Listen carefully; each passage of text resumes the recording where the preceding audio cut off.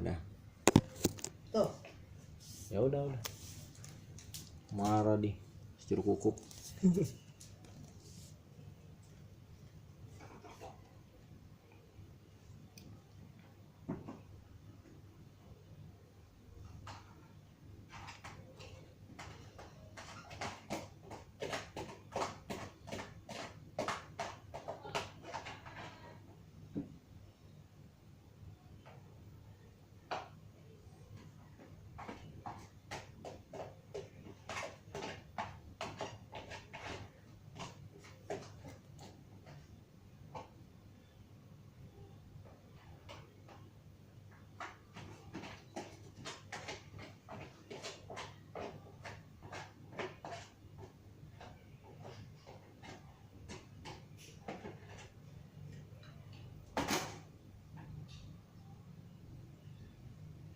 Masih kebanyakan.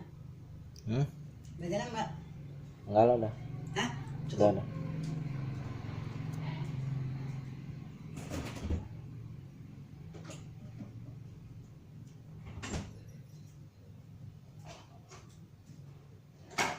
Udah dimakan sekarang.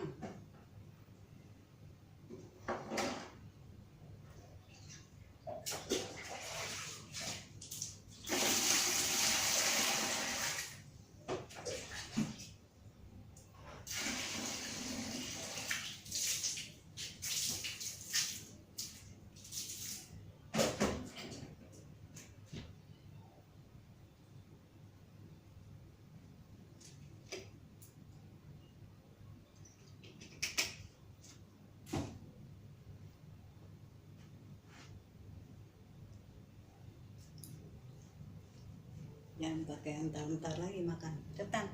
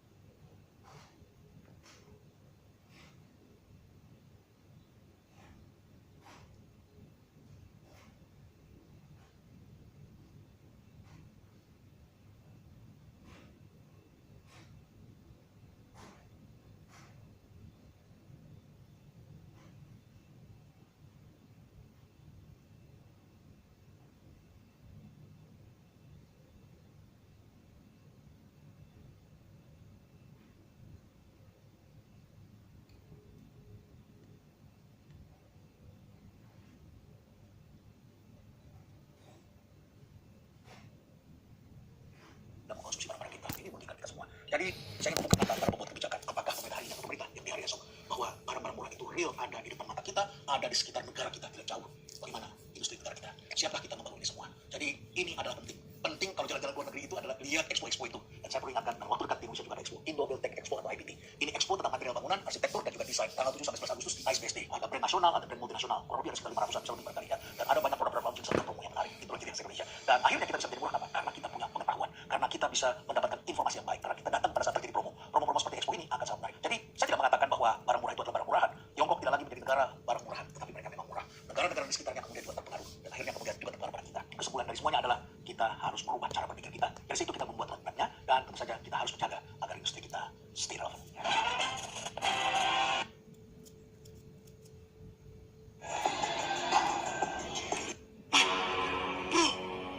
Serius anjir? Wah gokil banget, Habib Jafar versus Gufron.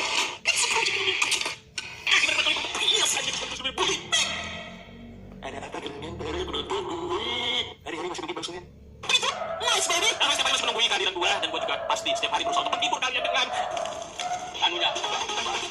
Pasti reaction yang fresh gitu gimana dengan semuanya. Saya selalu ya, semoga mudah bikin juga sekeluarga. Baik-baik di sana, jangan ngerjain hal yang aneh-aneh. Kita udah dewasa, kita udah tua, ya tinggalkan yang aneh-aneh. Itu segala macam itu stop dari sekarang, stop. Ini gue kasih tau biar lo gak mau tipu lagi. Orang tipu sama dengan SDM rendah. Setiap hari itu dibodohi. Ayo, datang chat ya kan. Halo kakak, pipinya perempuan, cantik, bobanya. Ih, bakal anjing lagi itu. Gak boleh, stop dari sekarang. Ini kita reaction gimana suka. Kita step, let's go. Kita mulai video pertama refresh untuk menjaga mata kalian. Kita mulai dari Gufron.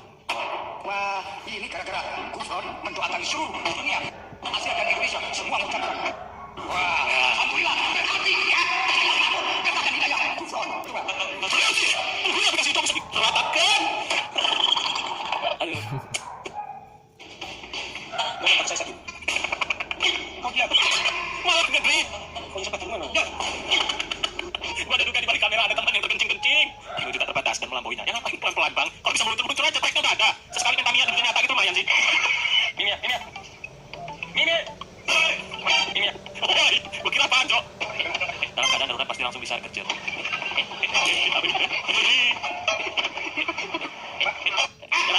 Habis. Jantungan. Ada sama gue gak guys? Gue tuh sampai sekarang, sampai lengkap SIM ada segala macam juga. Kalau kayak kemarin tuh gue baru kena ada raja malam. Gue lengkap padahal, tapi masih kayak lemes jantungan gitu loh. Tapi gak sih guys, sampai sekarang gitu. Gue ngelihat hijau stabilo itu jantungan. Gak tau kenapa, karena emang karena dulu gue sering kena ya guys. Nah hilang aja gue kerjanya dulu guys. Oh, ibu, tenang. Parkiran baru kayaknya nih. Ibu ini nyobain parkiran baru di bawah tanah. Itu emang ada model sekarang guys, bagus. Terus gue punya beberapa titik blank spot. Kalau mama taruh semua blank spot. Ngeblank aja gitu guys. Lo jangan kira lo di kiri kelihatan sama mama, kagak. Di depan mata dia lo berdiri baru kelihatan tuh. Lo dari kota dan negara mana aja nih yang wah anjir. Mainnya negara luar ya pak. Gokil nih, Pakistan, Swedia, Swiss, sama New Zealand, Brazil. Wah ngeri nih yang datang ini. Hai Indonesia, I'm from Kendari. Negara sendiri apa enggak? Swedia hadir, ramai loh yang hadir. Respect bapak nih, menyatukan orang dari berbagai negara gitu pak. Bagus sih. Siap, bagus pak. Salam pak, saya dari Brazil. Kita kena shoot, turut Latin pak.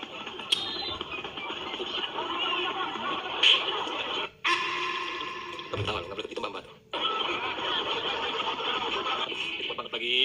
Sehat ya mbak.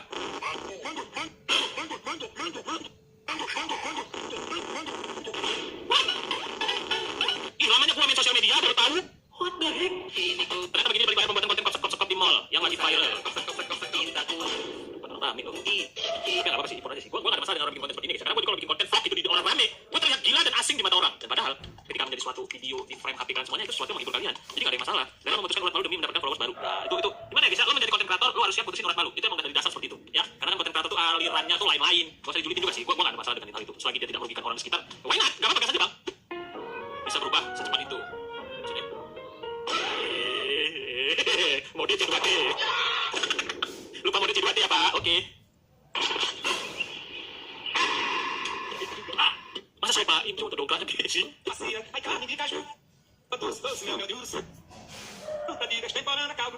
Itu loh ikannya di depan lo. Tinggal gini aja ikannya di depan lo. Udah mulai emang aneh-aneh lo cok. Gue kira ikan itu yang bertangkap cok. Tipu daya wanita.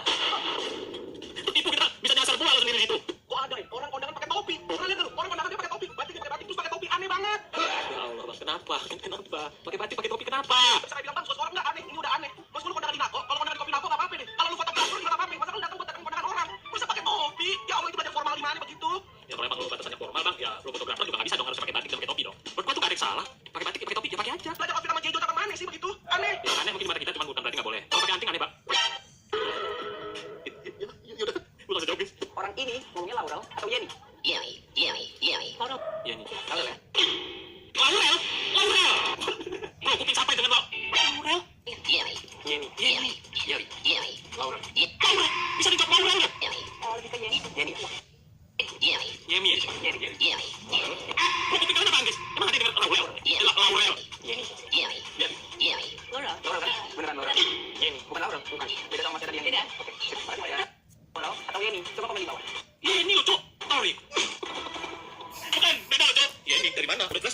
tim yang mana guys? Lu tim yang Yeni apa Laurel? Di kuping lu, jujur aja nih. Bisa ada beda-beda, pakai di kuping gue terasa Yeni sih. Kuping gue budek kan? Teriak.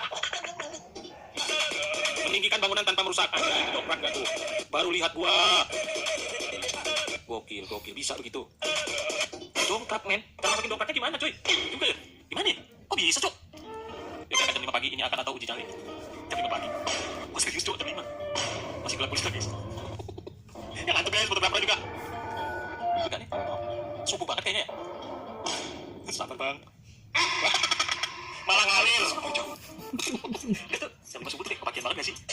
Suami nanya mau nambah anak lagi atau tidur di jalan? Itu sadar, kosak cinta tuh. Banyak yang tidur di jalan, emang gak takut? Ya gak apa-apa sih, tidur aja di jalan. Salah pilihannya bang, harusnya mau nambah anak lagi apa nambah istri. Itu dia. Serius anjir? Gokil! All in bro! Sumpah kaget banget. Mirip ini. Wah gokil banget, Habib Jafar versus Gufron. All in Habib Jafar guys. Tidak ada obat itu, bisa nih. Kalau Rami kontennya naik pasti bakal terjadi. Kok bisa sih? All in Habib Jafar versus sama Gufron. Kenapa malah sama Gufronnya cok? Kita siap mensupport Habib. Tidak memukul tapi perang. Kemenangannya bukan kau, Lolo Jin, dia menang.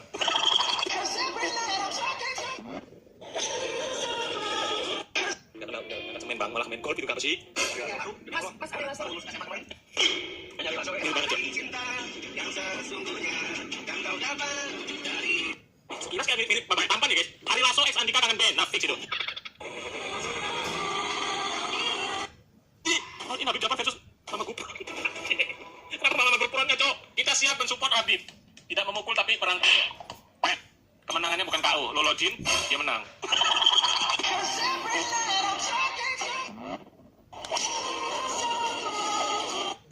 Gak kenal, gak semen bang, malah main golf itu apa sih? Mas ada langsung.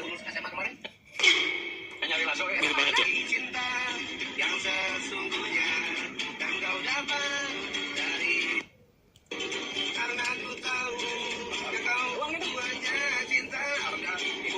Sekilas kayak mirip bapak tampan ya guys. Ari Lasso X Andika kangen band, nah fix itu.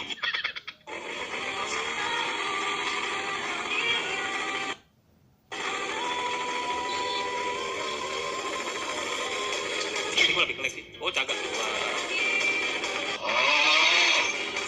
Ide mak, gue harus ngeliat ini mak, motor yang lo belikan mak. Malum baru punya motor, ya nggak apa-apa sih, namanya motor dia juga. Ya memang pencapaian dia sudah nyampe, ya udah biar aja dia membanggakan diri.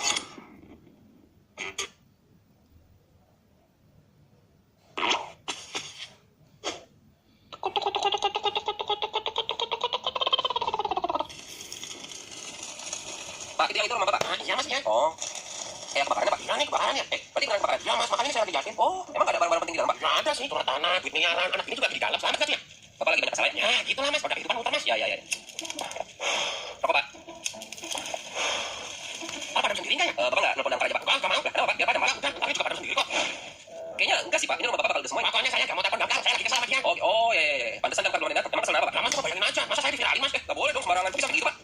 Saya tanyakan kemarin alat mereka udah rusak, dananya dari saya. Oh ya udah, emang gak ada dananya? Ada sih, dana mah turun ya. Cuman masa prioritas utama saya alat damkar sih. Saya belikannya pakai duit apa? Anak sekolah luar negeri pakai duit apa? Yang kedua pakai duit apa? Pasti saya utangin yang itu dulu dong. Ya benar. Ya kan, benar kan? Kalau mati saya seperti itu kan? Ya enggak sih, cuma saya mau kaget Bapak yang punya moral kayak gitu aja. Ya begitu, dia malah viralin mas. Kalian aja saya gak asli, gak awasa. Cuman gesek aja sih, ternyata rumah saya kebakaran gitu. Oh gitu ceritanya. Tapi makin ngeri aja Pak. Iya ya, nah udah kita sering ngeliatnya sih ini salah paham aja sih Pak. Kenapa salah paham? Ya udah pencemaran nama baik mas. Saya ini kan pemimpin kota kotor. Kalau nama saya dicemarin besok gimana saya mau dipilih lagi? Masa saya nggak bisa korupsi lagi dong? Iya benar juga. Damkar nih emang nih. Kalau nggak saya aja telepon gimana? Enggak. Tak bisa kepala dia. Merasa menang. Gak mau saya. Tapi ntar gede gimana Pak? Lama-lama hilang dia. Tapi itu ada umurnya mas. Emang kenapa sih Pak kalau alat damkar rusak? Masalahnya gede banget emang. Ya paling cuma jadi nggak bisa ngamarin nama orang aja. Itu bukannya penting banget gitu Pak. Beri aja sih. Bapak emang ada sempati sama sekali Pak. Bapak kan pemimpin kota kotor. Ini pemimpin Bapak masih dalam. Bapak bisa aja. Kalau saya jadi Bapak sih biasanya udah nangis palitan ya. Tapi itu lebih ke menyerahkan kemanusiaan aja sih. Aduh saya juga sempat mikir gitu sih. Soalnya baru pertama kali anak ini bakal itu mas. Itu juga ngeri loh Pak. Kalau apinya tetangga. Kita telepon aja Pak. Bete deh. Apa-apa. Kita dewa sedikit aja Pak. Saya telepon ya. Oh itu Bang, silam bang. Bang, kok diam? Gelangnya rusak, belum dibenerin. Pak, udah kalian agak batu, madu aja, gua juga biarin.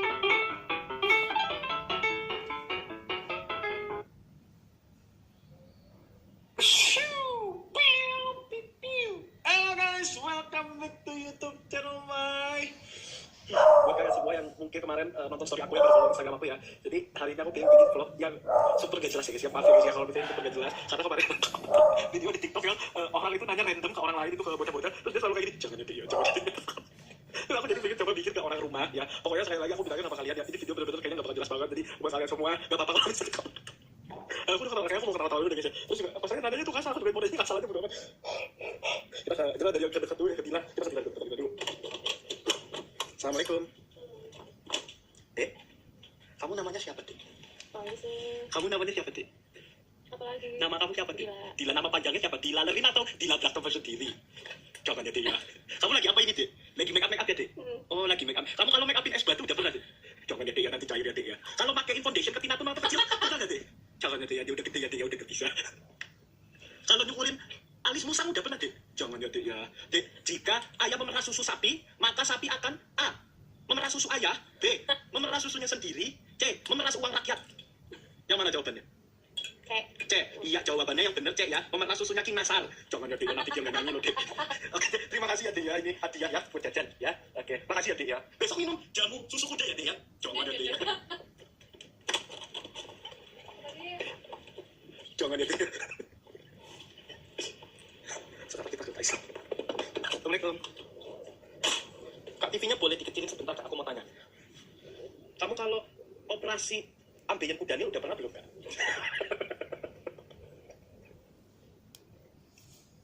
Coba ya, Pak ya. Ini kayak lagi tahan tawa guys. Jadi walaupun dia ketuk ketawa, aku nggak bisa ketawa guys. Nggak tahu ya, mungkin emang selera humor yang nggak masuk ya. Dia udah ketawa begini parah loh. Gue malah nggak ketawa loh. Kalau USG Sultan Bolong udah pernah belum, Kak? Jangan ya, kayak kan seru ya, Pak ya. Kalau operasi jantung Fir'aun udah pernah belum?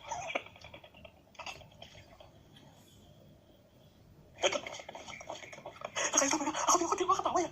Kayaknya dia malah ketawa bocok yang gak lucu deh guys. Berarti aku udah selera humor saya sama ya. Itu punya Injo. Terus bener-bener wih. Pertanyaan gak jelas atau pertanyaan lucu. Sekarang kita ke Bapak dulu. Pak, Bapak namanya siapa? Muhammad Fadil. Muhammad. Umur berapa? 62. Saya mau tanya ya, Pak ya. Iya, nah. Jika anak tuyul sekolah kelas 6 SD, maka bekal apa yang dia bawa? A. Nasi goreng dompet. B. Nasi goreng kabel kebakar. C. Roti isi lahan Semeru. A. Nasi goreng dompet. Oh ya, jawabannya betul A. Bapak tahu Bapak yang nganterin anak tuyulnya ya? Sebentar. Bapak pernah minum air mata sunggokong belum? Belum, jangan ya, Pak ya. Itu kan asing banget ya, Pak ya. Kalau namu ke rumah keong udah pernah belum, Pak? Nggak muat. Iya, jangan ya, Pak ya. Kalau mencetin komedo wewe gombel udah pernah belum? Jangan ya, Pak. Jangan. Jangan ya, Pak ya. Nanti disuruh nyusul ya, Pak ya. Kalau ngidupin laut mati udah pernah? Yang benar Jangan ya, Pak. Jangan. Ya, Itu kan kuasa Allah ya, Pak. Ya, jangan ya. Kalau motong rambut, Rosa udah pernah? Jangan ya, Pak ya. Nanti dia Malah lu. botak ya, Pak ya. Gak mau ya. Karena kamu udah menjawab, kamu menang kuis dapat uang 7.000, dipotong pajak 5.000 dan itu kali.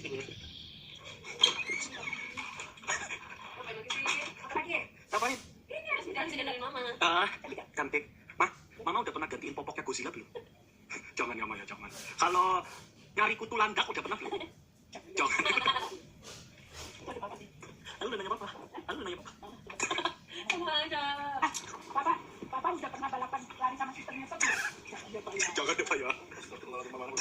Pak, kalau jadi saksi nikah Banteng Rawamangun sama Kadal Mega Kuningan udah pernah belum? Belum. Jangan ya, Pak ya, Pak. Jangan. Papa, kalau jadi wali nikahnya gajah duduk bisa ya, Pak? Jangan ya, Pak ya.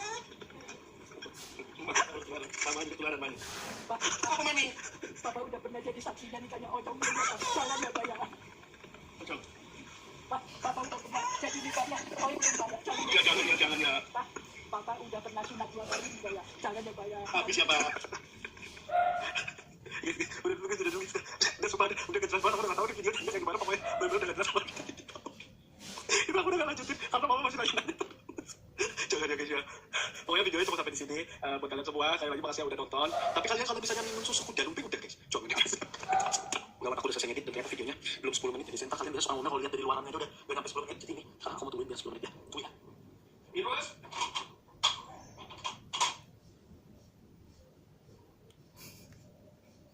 Ini ada hantu ini guys. Tuh. Ih, semua. Ada masuk nih tiba-tiba nih. Muncul deh lu. Main Mas, gitar. semuanya yang datang sini. Hari ini saya akan menyanyikan sebuah lagu. Yang mana ya? Dalam yang sangat romantis buat saya. Tapi karena waktunya sudah 10 menit, jadi sampai ketemu di video selanjutnya. Hanya karena membutuhkan ketepatan waktu lalu ada godaan mengarang-arang. Sebenarnya tidak usah menunggu kedatangan Tuhan nanti. Kalau orang meninggal dunia itu juga sudah akhir zamannya. Kita tidak perlu tahu kapan Tuhan Yesus tepat waktu datangnya, jam, hari, minggu, bulan, dan tahunnya. Karena kalau Tuhan Yesus berkata itu seperti pencuri, ya sudah. Shalom saudara, kembali kita mengikuti Abang. Kita masuk episode 1146.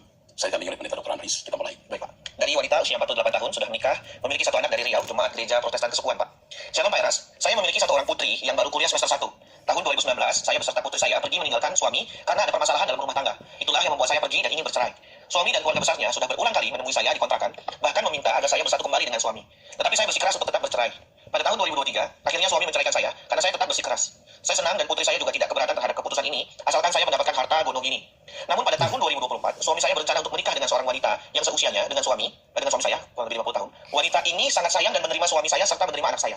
Namun 1 bulan sebelum pernikahan mereka, saya dan anak saya mendatangi mantan suami saya. Saya menyesal dan merayu agar mantan suami saya jangan menikah. Saya menggunakan firman Tuhan bahwa tidak ada perceraian di mata Tuhan, sehingga kami rujuk dan tinggal serumah lagi.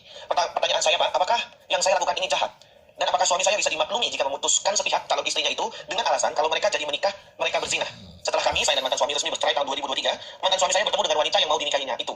Wanita ini tidak ada hubungannya dengan kerusakan rumah tangga kami. Oke, begitu saya belum mendengar. Saya belum membaca pertanyaan ini. Tapi begitu Anda bermaksud bercerai, meninggalkan suami dan anak gadismu, keluarga suami minta supaya rujuk, kamu berkeras, saya langsung berkata di hati saya, kamu sombong. Kamu sombong, kamu tidak tahu diri. Walaupun suami salah, Tuhan masih mau beri kesempatan suami bertobat. Dan Tuhan mau memulihkan rumah tanggamu. Tapi kamu berkeras, kamu sombong. Kamu tahu nggak? Walaupun anakmu tidak berkeberatan, itu hati terdalamnya dia keberatan. Dia tidak menginginkan perceraian itu dan kamu menganiaya anak gadismu. Anak gadismu harus mengatakan ya atas apa yang sebenarnya dia berkata tidak. Nah sekarang kamu merendahkan diri, ya kan? Minta supaya pulih kembali. Ini beresiko.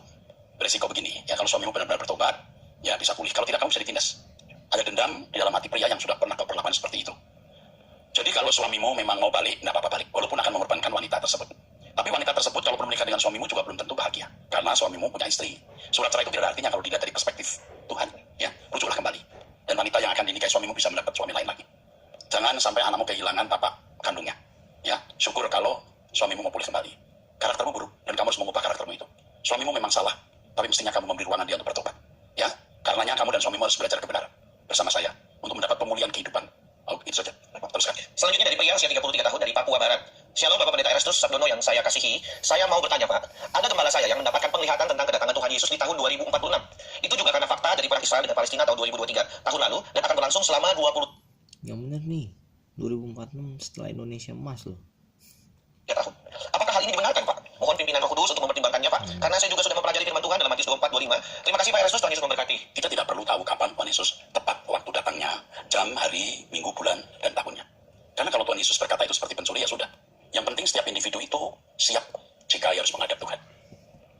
Jangan hanya karena membutuhkan ketepatan waktu lalu ada godaan mengarang-arang waktu kedatangan Tuhan. Sebenarnya tidak usah menunggu kedatangan Tuhan nanti. Kalau orang meninggal dunia itu juga sudah akhir zamannya. Maka kalau kita tidak tahu kapan kita meninggal dunia, yang sama dengan kapan kita menghadap Tuhan, maka setiap orang harus berjaga-jaga setiap saat. Amin. Ya, oke. Teruskan. Selanjutnya dari wanita usia 62 tahun dari Nusa Tenggara Timur, Jemaat Gereja Pentakosta. Shalom Bapak Rohaniku, tanggal 26 Juli saya mengikuti doa pagi bersama Bapak dan saya dengar Bapak mengatakan bahwa ada orang-orang yang memfitnah Bapak. Katanya Bapak doakan biar orang-orang mati dan lain-lain. Biar orang mati dan lain-lain. Saran saya, Bapak tidak perlu memperdulikan perkataan itu karena saya sendiri pernah melihat orang-orang yang kerjanya protes pendeta, hidupnya tidak jelas. Di toko saya selalu memutar lagu Bapak, Ku Mencari Hadiratmu. Teman-teman saya bilang, kamu tidak dengar mengenai Pendeta Erastus? Saya langsung jawab, kamu jangan suka menghakimi. Memangnya apa yang sudah kamu buat? Bapak Erastus sudah menjadi pendeta mau 50 tahun, sudah membangun sekolah dan membantu orang-orang. Jangan jadi orang yang suka menghakimi. Lebih baik pakai hati nuranimu, dengarkan lagu ini dan resapi, maka hatimu akan teduh. Maaf ya Pak, karena saya terlalu emosi mendengar orang menghina Bapak. Terus baca aja Pak. Tuntut saja mereka di polisi Pak, biar mereka masuk penjara jadi tutup mulut. Tuhan Yesus saja menjebloskan orang berdosa ke neraka. Bapak tolong doakan saya yang berulang tahun pada tanggal 26 Juli, genap 62. Kiranya saya sehat dan selalu berguna bagi Tuhan Yesus. Maaf kalau ada kata-kata yang salah ya Pak. Bapak harus sehat biar bisa melihat orang-orang yang menghina Bapak mati di sambakilan. Wow. Emosinya Pak. Nah Bapak, terima kasih untuk kecintaanmu kepada saya. Saya sehat dan saya akan panjang umur ya. Saya sehat dan saya akan panjang umur ya. Panjang umur dengan tubuh sehat tentunya. Kita harus mengampuni mereka. Jadi hari itu saya hanya mengklarifikasi, maksudnya bukan mengutuki mereka. Karena kalimat itu memang tidak ada bermaksud menyumpahi. Jadi itu hanya disalah artikannya. Nah kiranya Tuhan mengampuni mereka. Nuranimu bagus dan kita akan bersama-sama ke langit baru, bumi baru. Kamu di NTT, suatu hari kita akan ketemu ya. Kalau saya ke Kupang, ya, kita akan ketemu. Kamu menjadi bagian dari hidup kami. Oke. Selanjutnya dari wanita usia 55 tahun, janda, memiliki 2 anak. Shalom Pak Eras dan tim Abang, saya jemaat salah satu gereja di Bekasi. Gereja itu berfokus kepada perjamuan kudus, minyak urapan dan mujizat. Yang ingin saya tanyakan mengacu kepada Mika 6 ayat 6-7, yang mengartikan bahwa dengan minyak urapan kita akan diangkat Tuhan ke surga. Bagaimanakah pendapat Pak Erastus mengenai ini? Itu salah menafsirkan. Tidak ada minyak urapan bisa mengangkat kita ke surga. Yang mengangkat kita ke surga itu kesucian hidup dan keberkenanan di hadapan Allah. Terus, Saya senang mendengarkan khotbah Pak Eras di YouTube dan saya percaya pengajaran Pak Eras benar adanya sesuai dengan Alkitab. Bila pengajaran di tempat saya beribadah saat ini tidak sesuai dengan kebenaran Alkitab, apa yang harus saya lakukan, Pak? sebaiknya kamu pindah gereja. Ya, sebaiknya kamu pindah gereja karena umurmu sudah tua. Kamu sudah tidak punya kesempatan untuk toleransi lagi. Tapi sebelum pergi, kamu ingatkan pendetamu dan orang sekitarmu bahwa apa yang kamu pahami, apa yang mereka pahami itu salah. Kekristenan itu berpilar pada kesucian, langit baru, bumi baru, dan kerja keras bertanggung jawab, bukan hanya mengharapkan mujizat. Oke. Saya sudah merasa nyaman di gereja ini dan tidak ingin berpindah gereja lagi. Saya sudah bekerja di sini hampir 15 tahun dan sebelumnya saya berpindah-pindah gereja. Kalau gereja itu tidak membuat kamu sempurna, ya untuk apa di situ? Sebab yang diangkat Tuhan bukan gerejanya, kehidupan kita yang tak bercacat, tak bercela. Saya memiliki anak perempuan yang sudah menikah dan punya anak. Singkat cerita, di masa lalu kami pernah punya konflik hebat sehingga saya menyakiti dia dan mengusir dia. Sempat beberapa kali hubungan kami membaik, tetapi hanya berlangsung beberapa waktu. Dia kembali membenci saya dan itu berulang beberapa kali sampai hari ini. Dia sempat mempertemukan saya dengan anaknya dan saya mulai jatuh cinta kepada anaknya yang adalah cucu saya. Kami sempat memiliki waktu-waktu yang indah bersama, tetapi kemudian anak saya ini kembali membenci saya dan menjauhi saya sampai hari ini. Saya pernah beberapa kali meminta maaf kepada dia, tapi tidak ada respon sama sekali. Kadang-kadang saya sedih karena saya rindu cucu saya. Apa yang harus saya lakukan, Pak? Terima kasih. Yang kamu lakukan itu kamu berubah. Pasti kamu bukan sekali dua kali menyakiti dia, berulang-ulang. Dan itu membuat anakmu jerah, kapok urusan sama kamu yang tidak stabil. Sekarang kamu berubah dulu, tidak usah merengek-rengek, berdamai. Sudah minta maaf kan? Cukup sekali. Sekarang rubah hidupmu dan kamu nantikan pertolongan Tuhan untuk memperdamaikan kamu dengan anakmu dan cucumu. Dan setelah itu mereka akan tahu bahwa kamu telah berubah. Berubah dulu, ikut True.id doa pagi supaya kamu mengalami perubahan yang nyata. Oke. Selanjutnya dari pria usia 52 tahun, sudah menikah dari Jawa Barat, jemaat gereja Pentakosta. Shalom Pak Eras, saya pria yang sudah berulang kali bertanya kepada Pak Eras tentang istri saya yang sudah meninggal. Maafkan, ya Pak, Dia jika lagi. pertanyaan saya masih terkait dengan istri saya. Bukan. Kayaknya udah gagal move on berulang-ulang, bos. Aku aja nih kalau misalnya ditanya nih, misalkan ya, aku udah nggak ada rasa gitu sama seseorang, udah aku nggak bakalan nanyain tentang itu lagi gitu ke siapapun. In time ya kita harus punya sebuah tombol delete dalam hidup. Kapanpun itu yang dibutuhkan ya emang harus dinyalain gitu. Lu nggak nyalain gimana ya kan, jalanin hidup lu berat melangkah nanti kayak video yang tadi sebelumnya cuy, berat nanti. Saya mau melawan kehendak Tuhan. Tapi karena rasa sayang dan belas kasihan yang begitu dalam kepada istri, membuat saya merasa sangat sedih sampai depresi karena rasa sesal yang mendalam. Mengapa saat istri saya masih hidup, saya tidak lebih sungguh-sungguh untuk menjadi teladan yang hidup lebih kudus, lebih suci, dan lebih maksimal di dalam Tuhan. Istri saya sudah meninggal, tapi saya merasa gagal dan terlambat untuk membawanya kepada pertobatan yang sejati. Semoga Tuhan mengampuni saya dan tidak marah bila sampai saat ini hati kecil saya ternyata masih terus berharap bahwa nanti istri saya ada di langit baru, bumi baru. Pak Eras mohon doa dan kesembuhan depresi saya yang rasa sesal yang terus menghantui. Sekarang yang saya lakukan adalah fokus untuk hidup suci dan kudus seperti yang Pak Eras ajarkan. Juga lebih fokus merawat kedua orang tua saya dengan baik. Kamu akan sembuh nanti. Tapi sebenarnya keinginan kamu untuk menjadi teladan bagi istri itu sebagian saja. Tapi terutama penyesalanmu adalah mengapa Tuhan mengambil istrimu. Ya, itu penyesalan yang paling mendalam. Lalu penyesalan yang kedua barulah kamu mengapa tidak menjadi teladan.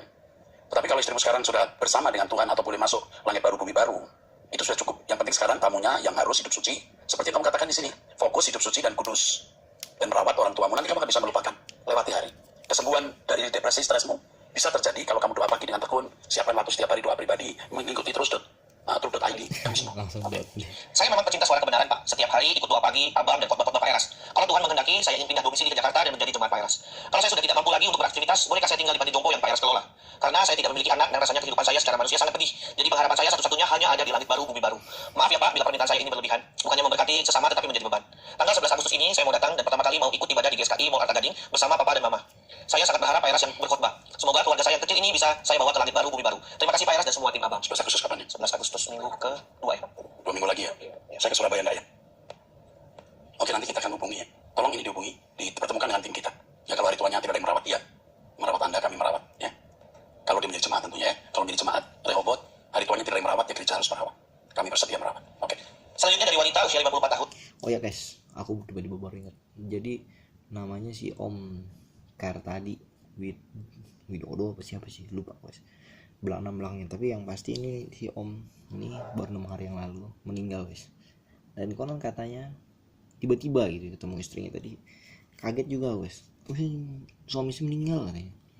Aku nanya, kok bisa ya kan, bagaimana bisa itu terjadi? Nyata memang benar guys, waktu itu tidak ada yang bisa mengulangnya kembali. Karena waktu lagi istrinya sebelumnya yang siapa ini ya? Tante Susan nggak salah guys. Tante Susan ini sebelum meninggal dia tuh benar-benar kayak support suaminya, ayo kamu pasti bisa, kamu pasti. Nah sedangkan istri yang keduanya dia nikah lagi. Nah istri yang kedua ini tidak mensupport dia 100% coy. Makanya kan isu lah, lu mau hidup enggak gitu guys ya. Nah, kebetulan si suaminya ini masih mau hidup dan mau gimana lagi ya kan, masih mau hidup tapi udah nggak terlalu banyak yang memperhatikan dia, setiap hari makannya Indomie sampai nguap guys. Indomie lagi. Emang ada bagusnya Indomie ini, ada proteinnya, ada mineralnya, ada kalsiumnya nggak ada kayaknya sih. Ada vitaminnya tapi kurang gitu ya, makan tuh harus ada dagingnya cuy. Jadi dia nggak ada dagingnya, apa yang terjadi, lemah dianya ya. Nggak lama dia kena yang namanya apa ya, kalau aku bilang obesitas sih enggak ya, cuman tekanan di pikiran sama istrinya kali mungkin ya, yang kedua ini cuy, sehingga menyebabkan dia tidak lagi bisa bertahan begitu lama hidupnya. Dan anaknya ini juga masih kecil sekali guys ya, dan dari istri yang kedua ini dia nggak punya anak lagi cuy. Nggak tahu kenapa ya, mungkin emang karena dia mikir di hidup kalau misalnya dipaksain terus lumayan mahal, daripada itu mending gue cukup punya istri dan nggak mau punya anak, mungkin pikirannya si om ini ya. Dan setelah aku kemarin tadi ketemu ya, kaget juga guys, jadi anaknya ini yatim piatu cuy. Si namanya kalau nggak salah Excel, si Excel ya. Bukan Word, bukan PowerPoint juga, bukan, bikinnya si Excel ya. Nah terus Excel ini mungkin next time kalau misalnya ada waktu, aku pernah foto bareng sama dia tapi aku udah lupa fotonya itu aku taruh mana ya, karena handphoneku udah lama banget aku nggak pakai itu ya. Kalau misalnya masih ada tuh mujizat banget ya, nanti next time bisa ketemu ya. Memang anaknya itu baik dan luguh gitu ya, anaknya cuy ya. Kalau sekarang sih harusnya umurnya sama kayak cenderung ya 16, 17, 18 tahun gitu ya. Jadi ibaratnya itu ditinggal jadi sebatang kara cuy. Memang anaknya karena terlalu luguh, jadi begitu kena badai masalah ini aku nggak tahu apa yang terjadi, what happened to him ya, aku nggak tahu guys. Tapi yang aku bisa jelasin di sini adalah ya aku mau menjadi kesaksian buat dia, karena nggak ada sesuatu hal yang tidak mungkin dalam dunia ini cuy. Nothing happen to you, you must to do something new on your life, new on your thinking ya pokoknya begitulah. Aku bakalan coba temuin apapun yang terjadi, aku akan coba temuin, walaupun dia pasti dia sekarang yang tinggalnya sama saudaranya. Kebet ya pokoknya, walaupun dia tinggal sama saudaranya tapi aku tetap akan semangat untuk menemui dia, si Excel pokoknya bro, lu jangan takut ya, gue bakal temuin lu apapun yang ada di sini. Kondisi yang lo alamin bersama mama tiri lu yang gue udah tahu kelakuannya seperti tadi ini, nggak akan dibiarin sama gue. Tenang aja Excel, we are the best friend bro. Oke lanjut guys. Sudah menikah, memiliki 3 orang anak dari Nusa Tenggara Timur, Jemaat Gereja Protestan. Sedih nih ya. Shalom Pak Pendeta, saya bersyukur karena bisa mengikuti doa pagi. Walaupun di pertengahan penyembahan, hati ini rasa damai dan sampai menangis. Terima kasih Pak Eras dan tim, karena terkadang saya merasakan ada hadirat Allah. Saya mau bertanya Bapak Pendeta, apakah seorang pendeta itu boleh merokok atau suka minuman keras? Tidak boleh. Boleh Ya, lah. mestinya tidak boleh. Karena tidak Tidak bisa boleh. menjadi contoh bagi jemaat. Kalau merokok masih belum terlalu kasar ya. Tapi kalau minuman keras itu mutlak. Tuh. Makanya untuk menjadi seorang yang hamba Tuhan ya, tantangannya tuh begitu besar guys. Makanya aku bilang nggak boleh. Kalau aku udah ketemu hamba Tuhan yang udah begitu, wah itu udah pasti aku delete guys. Nggak pernah aku kontak lagi. Gitu guys. Lanjut. Tidak dibolehkan. Oke. Karena pendeta saya begitu, bahkan dia menganggap bahwa itu untuk menyegarkan tubuh. Jadi kalau memang sesekali minum anggur, pada waktu pesta di luar kota minum anggur sedikit, bukan mabok tentu tidak apa-apa. Tapi kalau minum minuman keras yang bertujuan untuk ya mabok, ya jelas salah. Oke. Memang pendeta itu tidak sampai mabuk, tapi saya tidak suka. Sebaiknya dihindari, tidak dilakukan supaya tidak menjadi batu sandungan. Oke. Suami saya Katolik, tapi dia mengizinkan anak-anak kami masuk Protestan. Namun semua saudaranya tidak setuju dengan keputusan itu, bahkan mereka seringkali tidak suka dengan kami. Apakah itu berarti kami bisa kena kutuk, Pak? Tidak. Tidak. Oke. Pada tahun 2021, Mama meninggal. Kemudian di tahun yang sama, suami dari adik saya meninggal. 2 tahun kemudian, adik saya sakit kista dan meninggal sebelum 40 hari kakak saya meninggal. Bahkan bulan Juni ini, kakak saya yang satunya lagi meninggal. Apakah kami kena kutuk seperti kata orang-orang? Tidak. Kata orang itu bukan suara Tuhan. Bukan tidak mungkin dipanggilnya keluarga kamu itu justru merupakan berkah karena mereka dikumpulkan di langit baru, bumi baru. Bukan kutuk. Kami 7 bersaudara dan ayah meninggal karena kecelakaan saat kami masih SD. Semenjak itu, Mama yang seorang guru selalu mengajarkan kami untuk selalu mengandalkan Tuhan Yesus. Kami hidup sampai sekarang, tapi kematian yang berturut-turut membuat saya takut. Tidak perlu takut. Kematian itu bagi kita bukan kecelakaan. Kematian itu jembatan emas untuk menuju kehidupan yang lebih baik, kehidupan yang sempurna. Jangan memandang kematian itu kecelakaan atau kesialan. Apakah jika mengikuti adat dapat membuat kami terkutuk? Karena kami sudah hidup di tidak mau tahu soal adat-adat yang bertentangan dengan firman. Justru tidak ikut adat itu malah diberkati. Oke, terus? Terima kasih Pak, sebenarnya masih banyak yang ingin ditanyakan. Jadi kamu tidak boleh ragu-ragu bahwa keadaan di mana keluargamu meninggal satu persatu itu berkah. Itu istimewa, bukan kutuk, bukan kesialan. Yakini dan ucapkan syukur untuk hal itu. Ya. Selanjutnya dari wanita usia 51 tahun, sudah menikah, memiliki 2 anak di Jakarta, Jemaat Gereja Karismatik. Shalom Pak Eras, suami saya tidak bertanggung jawab sejak lama, dan kami sudah pisah kamar selama 13 tahun sampai sekarang. Saya sudah menikah 20 tahun lebih, bahkan saya juga yang menjadi tulang punggung untuk keluarga, dan 2 anak saya. Perasaan saya sudah hambar, dan tidak bisa memperbaiki hubungan ini lagi. Bahkan sudah 3 tim konselor gereja saya telah mengkonseling kami, dan sudah melibatkan pendeta juga, tetapi tetap tidak berhasil. Jujur, saya sangat menderita dan capek dengan keadaan seperti ini Pak. Karena uang saya sudah banyak yang dia pakai, termasuk uang keluarga besar saya. Dia juga sudah tidak menafkahi keluarga inti, lalu meninggalkan utang dengan menyuruh saya melunasi utang tersebut. Apakah saya boleh bercerai Pak? Terima kasih Tuhan Yesus memberkati. Lebih baik kamu pisah dulu, pisah keluarga, pisah rumah dulu. Ya, ini rasanya suamimu kalau memang benar ya, seperti kamu katakan dia tidak menafkahi, apa yang dia lakukan saya tidak tahu. Kalau hanya kesana kemari tidak jelas malah menghabiskan uangmu bahkan uang keluargamu, dia obat. Pria keras kepala yang mau nyaman dan menjadi penalu. Memang pria seperti ini akan memberikan inspirasi buruk bagi 2 anakmu. Ya, tidak memberi contoh. Kalau serumah saya nggak bisa bayangkan. Ini serem guys, inspirasi buruk. Kalau inspirasi positif masih mending ya. Inspirasi buruk ini apa yang diinspirasikan Om? Bingung kita juga Om. Anakmu melihat contoh buruk. Kalau sementara waktu pisah, itu bagus. Sebenarnya penyelesaian ini tidak pada kamu semata, di pihak dia. Dia harus berubah. Kalau dia tidak berubah, kamu paksa berkumpul. Kamu seperti dibawa masuk ke gua singa. Diumpankan. Dia harus bertobat. Pihak gereja harus membuat dia, melayani dia supaya dia bertobat dan berubah. Bukan konseling supaya ngumpul. Salah itu. Dia yang harus berubah. Tapi kamu tetap teduh, ya. Kau mencari Tuhan, berkemas-kemas. Siapa tahu di sisa umur hidupmu kamu bisa menjadi bertobat. Pria ini keras kepala, tidak mau kerja, maunya enak, ya. Ya kalau betul yang dikatakan ya. Tentu saya hanya melihat dari satu sisi kamu. Saya tidak melihat dari sisi dia. Kenapa dia sampai begitu? Tapi kalau benar-benar dia tidak produktif, menjadi penalu, tidak jadi contoh. Nah ini menyusahkan.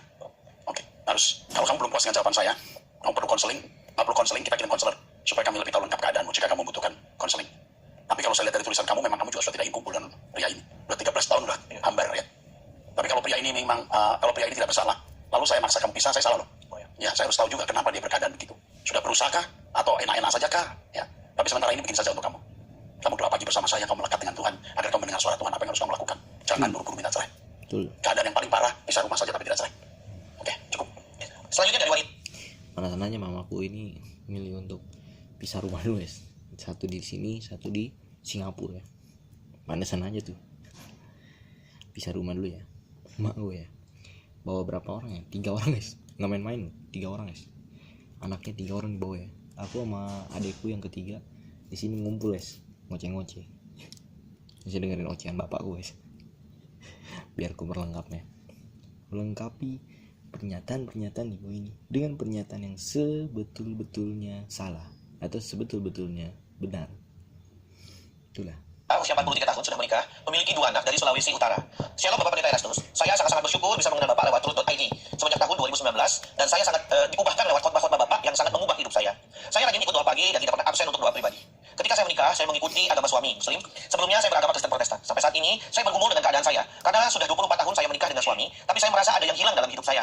Setiap kali berdoa, saya bilang pada Tuhan, beri saya kesempatan untuk kembali kepadamu Tuhan Yesus. Apakah hal ini masih mungkin, Pak? Mungkin kamu harus kembali kepada Tuhan Yesus, walaupun kamu kehilangan siapapun di situ.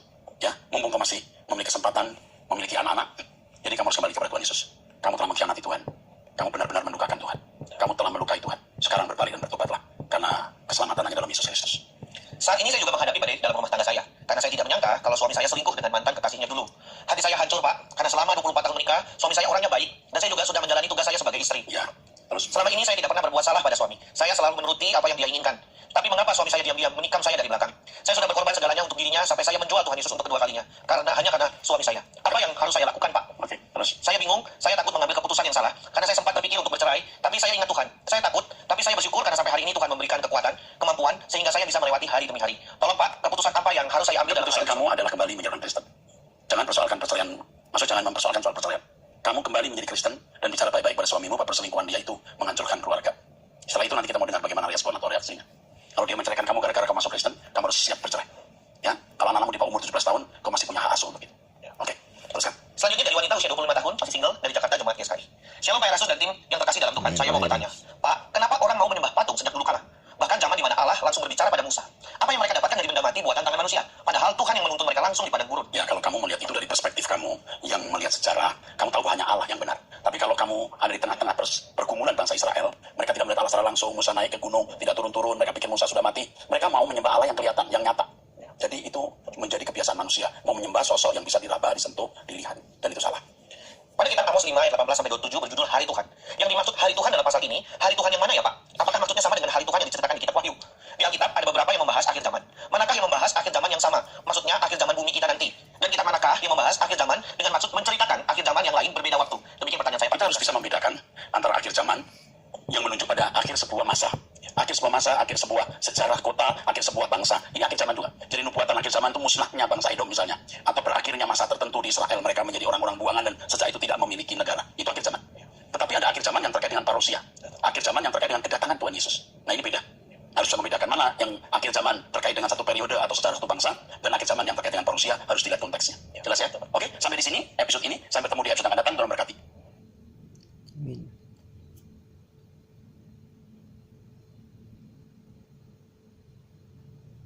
Kenapa? Kenapa kamu klik video ini? Apakah karena semangat kamu udah mulai turun? Setelah Juli kemarin kita udah mulai gimana caranya untuk recap perlombaan kehidupan kita dalam 6. Enggak. Tunggu. Kenapa aku mengklik video ini? Nggak sengaja. Serius. Aku nggak sengaja aku melihat thumbnailnya begitu mengundang. Bener deh. Bener guys. Ini mengundang penasaran lah guys. Udah mulai males soalnya. Judulnya males guys. Soalnya aku sih nggak pernah males guys. Serius ini aku nggak pernah males. Aku belajar dengan tekun setiap hari, setiap waktu, karena aku mau ngajarin orang guys. Kalau misalnya aku nggak ngajarin orang, aku nggak bakal males guys. Kalau aku nggak lagi ngajarin orang, malas-malasan, please ya, pasti dah aku malas-malasan banget. Makanya aku selalu menuntut diriku supaya belajar supaya nggak malas. Itu tujuannya cuy. Lanjut. And then kamu kehilangan konsistensi kamu. I know we are on that season. Kamu ada dalam sebuah zona di mana kamu hilang komitmen, lupa untuk konsisten, bingung lagi, nggak ada motivasi lagi. But I'm telling you, the key to success itu bukanlah motivasi. 100% aku percaya, motivasi itu sifatnya hanyalah pembakar semangat aja. Kayak kamu nonton video ini, kamu nonton video-video aku yang lainnya, kamu nonton challenge 6 bulan di awal bulan Juli ini yang aku buat, itu sifatnya hanyalah sekedar motivasi. Tapi sekarang kamu tahu kan real deal-nya. Kamu sekarang tahu kan hal apa yang paling menjadi tantangan untuk dirimu menuju kesuksesanmu. Yes, itu adalah kemalasanmu dan bagaimana kamu melawan dirimu sendiri. Aku bisa lihat siapapun itu dan aku bisa tahu di titik itu juga apakah orang itu bisa sukses ataupun enggak dari self discipline mereka. So on this video aku pengen bahas lebih detail tentang cara menjadi lebih disiplin dan setidaknya memberikan kalian sedikit tamparan gitu ya, supaya kamu tuh nggak lagi menye-menye, nggak lagi penuh dengan pikiran kamu harus produktif di dalam pikiran kamu, tapi in action. Nah iya bener nih, bener banget. Timku banyak yang begini. Kaleng ini bener nih. Kaleng ini mas. Oke, silakan lanjut lagi mbak. Kamu no self discipline ini core-nya adalah tentang bagaimana kamu lebih mencintai dirimu sendiri. Orang yang mager-mageran, orang yang malas-malasan itu adalah tanda bahwa self love dia itu sangat kurang. Itu adalah tanda bahwa dia mulai lupa untuk mencintai dirinya sendiri. Kenapa bisa begitu? Karena yang namanya self discipline dan self love itu satu tujuan, itu satu garis, itu sejajar, dan mereka nggak akan bisa tergantikan satu sama lain. Karena ketika orang betul-betul mencintai dirinya, mereka akan melakukan segala cara untuk selalu lebih disiplin. Kenapa? Karena mereka pada akhirnya berusaha untuk disiplin, menciptakan kehidupan yang mereka inginkan. That's the best form of self love. Ketika seseorang itu gigih dan tekun disiplin, itu artinya karena memang mereka betul-betul ingin memberikan self love yang terbaik untuk dirinya sendiri. Self love itu bukan sekedar kamu journaling, informasi, kamu sekedar menulis hal-hal yang kamu inginkan. Yes, that's a part of self love. Itu adalah sebuah momen gitu di mana kita bisa meluapkan pikiran kita, memberikan waktu untuk diri kita. But the truest form of self love is how you can get out from the circle that keeps you going back on it. Bentuk termurni dari mencintai diri kita sendiri atau self love itu adalah bagaimana kita bisa keluar dari lingkaran setan yang selama ini selalu membelenggu kita. Contoh dari lingkaran kemiskinan keluarga kamu, dari lingkaran kemalasan kamu sendiri, dari lingkaran bagaimana kamu gak pernah konsisten, dari lingkaran di mana kamu selalu berada dalam lingkungan toksik. Apa yang kamu lakukan sebagai action untuk keluar dari situ itu adalah bentuk termurni dari self love, karena kamu gak ingin membiarkan diri kamu berada dalam zona yang sama, selalu kembali pada lingkaran setan itu. Itu membutuhkan kombinasi dari self discipline, meningkatkan self esteem, self worth, dan self love kamu sendiri. Because when you truly love yourself, you're gonna say to everything, fuck that, I'm gonna do the things that creating my future, I'm gonna do the things that will put me into such better place. Ketika kita selalu bilang kita self love, kita mencintai diri kita berusaha lebih gini, tapi itu hanya sekedar comforting buat diri kita sendiri. That's not self love. Kalau misalnya kamu tahu diri kamu ini overweight dan kamu selalu ngepupuk diri sendiri, udah gak apa-apa, yang penting sana penting gini, tapi kamu gak berpikir resikonya 20 tahun lagi, 10 tahun lagi, that's not. Betul nih, ini bener banget guys. Berarti apa yang kita harus lakukan supaya kita bisa makin makan sih. Ini dari aku belum makan guys. Biar makin semangat. Ini adalah self apa ya? Self love. Cintai dirimu sendiri. Itu Change yourself, and that's not a self love. Meskipun kita lebih tercomfort, meskipun kita lebih nyaman, aku tuh selalu ngomongin self love, but the self love that I talk about itu tuh bukan self love yang menye-menye. Self love yang selalu ngepupuk diri sendiri, nggak apa-apa kok, bersabar begini. Oke, bagus. Tapi setidaknya kita tuh juga punya dorongan gitu loh untuk nggak membuat diri kita balik lagi ke siklus itu. Kamu bilang kamu self love, tapi kamu selalu pacaran sama orang yang pernah menghargai kamu. Kamu bilang kamu self love, tapi kamu nggak mau keluar dari lingkungan toksik. Kamu bilang kamu. wah ini bener banget guys. Self love itu bicara soal bagaimana cara kita faster dalam memilih something new in real life. Betul. Oke lanjut lagi mbak. Oke, mbak ini pinter ini mengambil persepsi-persepsi yang membuat bukan motivasi aja yang dikeluarin, tapi juga inner thinking ya, sesuatu pikiran yang ada dalam pikiran ya, itulah nggak terpikirkan, pokoknya melangkah aja intinya gitu. Lanjut.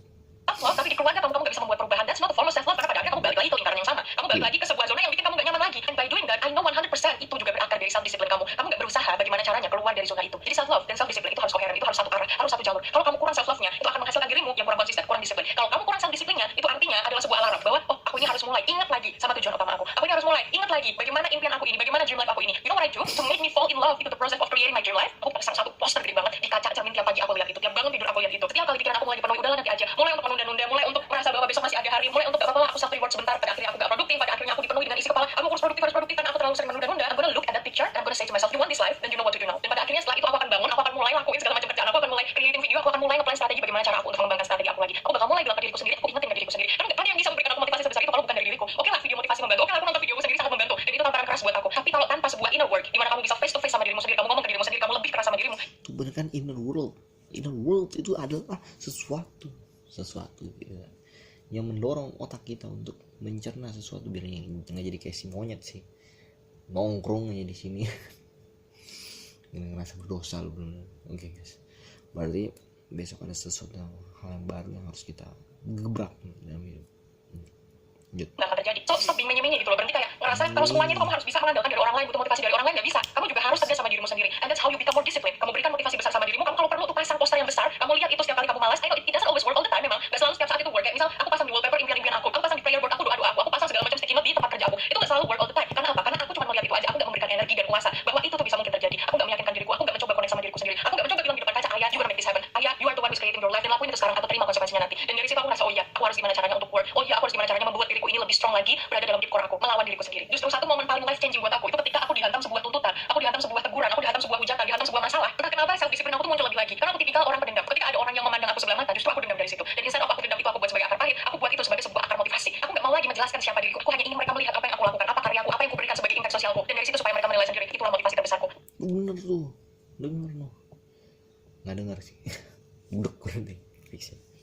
Nah, jadi apa yang harus kita lakukan? Nonton Dingo. Ini udah paling benar. Dingo. Sebenarnya Dingo nggak ngasih pengaruh apa deh. Ini buruk, udah jangan nonton lagi nih dah. Ini udah positif nih. Dendamku itu berubah menjadi sebuah Masih 3 kali lipat lagi ya, 22 menit. sangat baru. And if you're a spiritual girly like me, aku tuh sangat-sangat suka untuk relating sesuatu dengan hal spiritual. Entah kenapa, tiap kali nih, aku mulai ngerasa low motivation. Aku mulai bener-bener kayak lupa sama tujuanku. Aku udah lihat bagaimana prayer boardku, segala macam doa yang aku tulis, segala macam poster gede yang aku lihat tuh kayak gak ada motivasinya gitu. Aku tuh selalu berusaha untuk tetap notice segala macam hal yang aku konsumsi. Dalam artian, aku sesekali nonton TikTok aja. Tiba-tiba aku gak pernah ke FYP yang motivasi gini kok ada muncul motivasi. Aku percaya itu adalah cara Tuhan untuk mengingatkan kita, kembalilah ke jalan yang seharusnya kamu tempuh sekarang. Kembalilah untuk lebih bermotivasi lagi. Ayo, aku tuh nungguin kamu sekarang dan kamu tuh jangan cuma males-malesan aja. Kadang satu motivasi aja tuh kayak aku scroll lagi. Sampai akhirnya Tuhan tunjukin gimana caranya untuk memberikan kamu sebuah motivasi yang lebih besar. Dan satu hal ini benar-benar analogi yang sangat-sangat kena di aku, yaitu dari John Maxwell. Kalau kalian tahu, dia bilang kayak gini, coba kamu tarik 5 hal utama yang ingin kamu lakukan. Dari kamu merasa dari 5 hal ini akan membawa kamu ke tujuanmu. Dia kasih satu analogi penebang pohon. Setiap harinya 5 kali dia mengkapak pohon itu, meskipun nggak ada hasilnya gitu, 1, 2, 3, 4, 5 kali setelah itu dia istirahat. Dia ngelakuin sesuatu yang menurut dia harus lakuin. Dia mau malas-malasan, dia mau gini, dia lakuin aja. Besokannya 5 kali lagi dia tebang pohon itu, 1, 2, 3, 4, 5. Nggak ada hasilnya lagi kan, tetap kayak nggak ngerasa apa-apa. Tapi dia mencoba untuk tetap konsisten. Besoknya lagi dia tebang pohon itu, dia kapaki pohon itu 5 kali. Besoknya lagi dia coba dengan hal yang sama. Dia nggak tahu kapan pohon itu bisa tumbang dan dia bisa mendapatkan kayu untuk dia jual. Dia nggak ngerti. Wah, ini aku bener banget guys.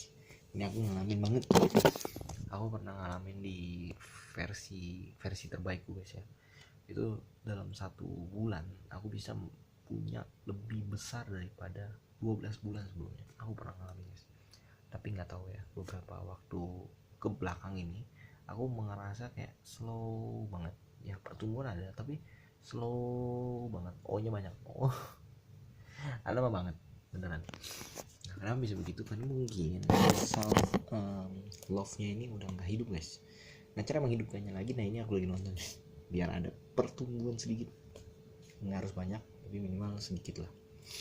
Ini guys. Kapan itu terjadi, tapi dia tetap berusaha untuk kapaki pohon itu hanya 5 kali sehari. Dan kamu tahu pada akhirnya pohon itu akan tumbang. Sama halnya dengan apa yang jadi tujuan kita saat ini. Kita berpikir untuk ngelakuin sekedar, oh mungkin aku bikin video aja, oh mungkin aku mulai dari habits bangun pagi aja. Kita nggak tahu efeknya itu akan seperti apa. Oh mungkin aku mulai dari berbicara hal yang baik ya, oh mungkin aku mulai dari afirmasi ya, oh mungkin aku mulai dari apapun itu yang ada dalam kepala kamu. 5 kali itu, lakuin setiap hari. Gak usah terlalu stres nanti hasilnya bakal gimana, nanti kamu bakal get into the details kayak gimana, kamu bakal ngeliat efeknya kayak gimana. Just do it 5 times a day. Lakuin itu 5 kali sehari. Berusaha untuk konsistenin hal itu daripada akhirnya pohon yang jadi impian kamu ini akan jatuh ke tangan kamu dan kamu bisa nikmati hasilnya. Itu benar-benar kayak, kena banget di aku. Dan semoga itu juga tertancap di kepala kamu betul-betul hingga akhirnya itu menjadi sebuah pegangan buat kamu melakukan setiap hari setidaknya 5 kali konsistenkan hal itu. It doesn't have to be 5 times juga gitu. Kamu sekedar 3 kali aja, yang penting tujuannya adalah kamu bisa konsisten dan kamu bisa disiplin melalui habits yang berusaha kamu tumbuhkan setiap harinya. Kadang tuh orang kehilangan motivasi untuk jadi lebih disiplin. Itu karena mereka tuh udah overly idealize sama hasilnya. Jadi udah mikir, aduh nanti bakal jadi kayak gini nggak ya? Kalau aku ngelakuin kayak gini juga kayaknya sama aja deh. Nanti hasilnya kayaknya aku juga nggak kurus-kurus, kayaknya sama aja deh, nggak bakal juga tercapai tujuanku. Jadi mending aku santai-santai aja. Kayak udah mikirin gitu loh hasilnya mau kayak gimana. Jadi akhirnya lebih stres sama hal itu dan nggak konsisten lagi. Kalau ini adalah kamu, kalau yang aku bilang ini sedikit mencubit diri kamu, coba deh untuk berhenti idealize sebuah hasil dari kegiatan yang kamu lakukan. Karena pada dasarnya tuh kita tuh nggak diminta sama Tuhan untuk menemukan cara terbaik tersempurna bagaimana cara mewujudkan impian kita tuh enggak usah terlalu stres. Kita cuma diminta untuk melakukan cara yang terbaik yang bisa kita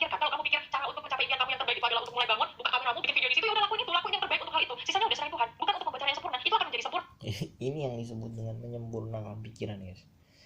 Udah dia malas edit ya kan, dia bilang tidak ada sesuatu yang membuat orang jadi sempurna tanpa dia menyempurnakannya melalui tangan Tuhan. Bener sih, diem aja begini kan, nongkrongnya lu terus bang. Tunggu guys, kenapa jadi demotivasi nih pikiran lu? Bang, nggak beres. Oke, kita lanjut ya, fokus. Setelah Tuhan masuk ke situ, kamu cuma perlu memakai batas logika kamu yang gak seberapa ini untuk memikirkan caranya. Apapun itu yang terbaik yang bisa kamu pikirkan, lakuin itu. Dan dari situ akan mulai ada sebuah ripple effect. Ripple effect itu seperti halnya ketika kamu melemparkan satu kerikil di sebuah genangan air. Itu kerikilnya cuma kecil banget, tapi efeknya akan mulai dirasakan sama genangan air sekitarnya gitu. Kayak mulai ada ting, lingkaran lagi. That's how the universe work. Itu bagaimana semesta ini bekerja buat kamu. Satu hal baru kamu buat, segala hal akan berubah. Satu keputusan baru kamu ambil, segala tatanan dalam kehidupan kamu juga akan berubah. Jadi aku mau tanya kamu, keputusan apa yang akan kamu ambil saat ini? Kemalasan itu adalah sebuah keputusan kamu juga. Kamu memutuskan untuk hari ini menunda-nunda ya nggak apa-apa, nggak ada gimana.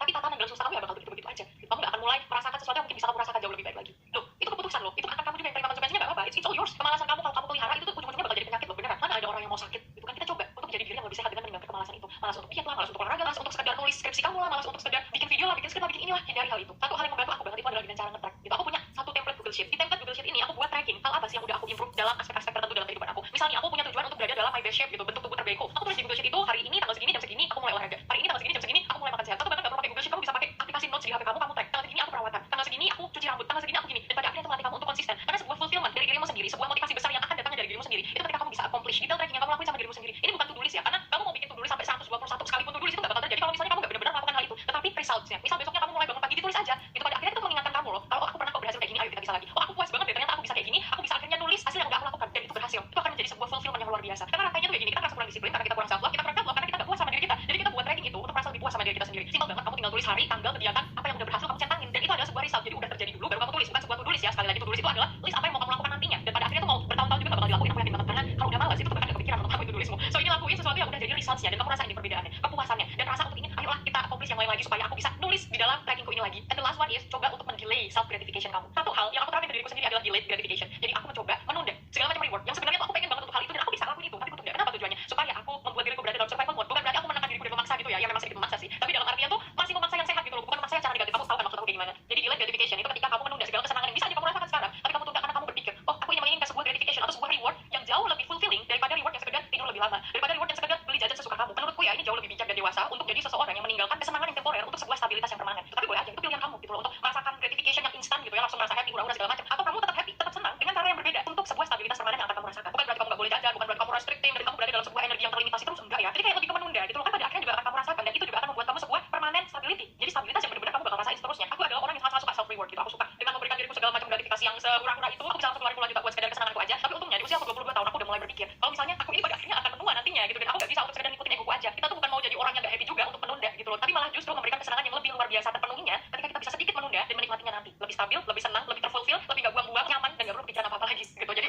itu sebuah pembelajaran besar sih karena aku menemukan cara baru untuk belajar sabar, aku menemukan cara baru untuk memberikan diriku sebuah dorongan. Ayo, artinya kamu harus mencapai impianmu lebih cepat supaya kesenangan yang kamu dapatkan juga bisa lebih cepat. Dan kalau misalnya kamu merasa sulit, coba belajar untuk menemukan kebahagiaan dalam perjalanan kamu mencapai impian kamu. Kayak bukan lebih cepet deh, lebih jawabannya lebih lama ya. Lebih cepet kayaknya enggak deh, karena kalau lebih cepat berarti meninggal dong abis itu gitu loh. Abis merasakan kebahagiaan langsung meninggal gitu, merasakan kebahagiaan yang lebih lama gitu, sustainability nih. Tapi believe it ya, nggak ada sesuatu hal yang bisa membuat lo itu lama banget bahagia. Lo harus turun lagi ke bawah gurun yang begitu panas supaya lo bisa merasakan bagaimana update kondisi saat itu. Asal gitu ya. Itu bakal indah banget pada akhirnya. Bakal kayak kamu tuh menikmati ceritanya kayak gini ya, dan ketika mendapatkan sebuah kesenangan yang benar-benar wow, akhirnya aku sampai di titik ini, itu luar biasa senangnya. Percaya deh sama aku, delayed gratification itu worth it kalau untuk kamu lakukan, tapi bukan berarti membuat dirimu stres ya. Untuk self reward sesekali nggak apa-apa, ngajak dirimu treatment lah, untuk ngajak dirimu makan enak itu nggak apa-apa banget. Tapi maksud aku tuh bukan yang kayak langsung ambil hura-hura di situ. Kamu ngerti aku maksudnya? Jadi lebih bijak dengan hal itu. Lagian kenapa sih selama ini kok kayak disiplin dan konsisten itu menjadi musuhmu? Apa karena kamu nggak enjoy untuk bekerja? Atau karena kamu ngerasa bahwa bekerja itu adalah sebuah tuntutan dan kamu nggak bisa merasakannya? Kadang kamu coba untuk lakuin sebuah inner work, kasih tahu ke dirimu sendiri kalau bekerja, meskipun pekerjaannya kamu nggak suka dan benar-benar kadang bikin kamu enep lah dan ngerasa nggak senang, sesuatu itu terasa betul-betul menyakitkan dan betul-betul bikin stres ketika kamu menganggap bahwa itu memang sebetulnya terjadi. Kalau aku ngomongin segala sesuatu dari perspektif neuroscience ya, otak kita tuh hanya mengerti ketika kita memberikan definisi atas sesuatu itu. Dia berpikir pekerjaan kamu itu adalah senyatanya sesuatu yang membuat kamu tuh ngerasa depresi, ngerasa stres karena kamu memberikan definisi untuk itu. Karena kamu selalu berbicara bahwa hal itu memang membuat kamu depresi dan membuat kamu stres dan bekerja itu nggak enak gitu. So start to tell yourself, coba untuk lakuin inner work ini in subconscious level ya. Dalam artian kamu repetisikan setiap hari, working is fun. Bekerja itu bahagia loh, bekerja itu menyenangkan. Karena apa? Bekerja itu adalah sesuatu yang memberikan kamu sebuah kepuasan atas dirimu sendiri. Menjadi disiplin untuk sesuatu yang saat ini coba untuk kamu kembangkan. Itu adalah sesuatu yang fun, itu sesuatu yang nggak bikin kamu stres, itu sesuatu yang challenging gitu. Jadi otak kamu menerima bahwa melakukan pekerjaan kamu itu bukan semerta-merta untuk menyiksa kamu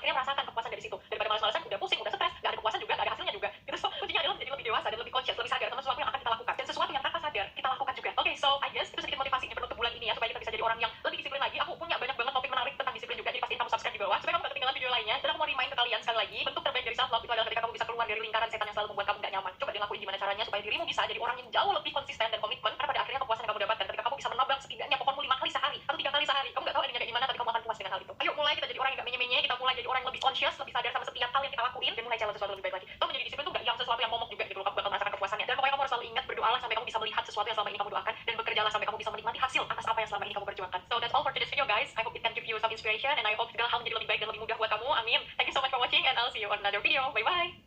Bye bye. Nah, simpel itu guys, dengerin motivasi yang sangat luar biasa. Ini nggak ada titik koma loh ngomong. Terus. Bentar bro. Kembar ada kah ini? Kembar ada kah? Aku nikmati obral yang ini.